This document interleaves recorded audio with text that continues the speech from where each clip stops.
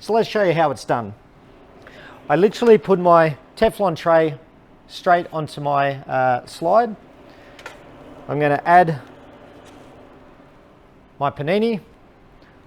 I open the door, I insert the product, close the door, and I'm going to select my panini. I'm doing 1 panini, and the machine is going to cook for 1 minute and 40 seconds.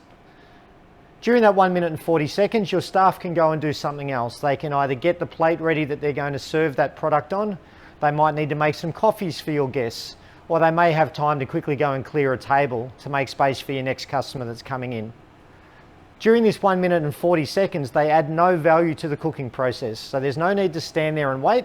They can move on and get other things done in their day. You may have seen when I loaded this that there was also a program for 2 paninis, or 3 paninis, or 4 paninis we can add programs for. The reason for that is because we're cooking in such a short period of time, the more food that is in there and absorbing the energy, we may need to extend that time by a small number of seconds.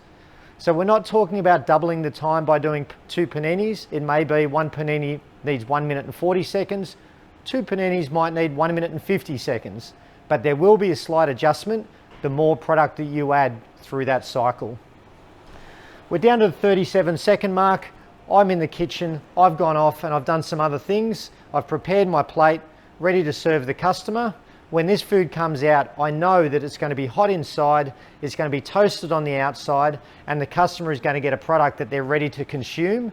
And if they're a regular customer and they buy this product time again, we know that it will be the same every time.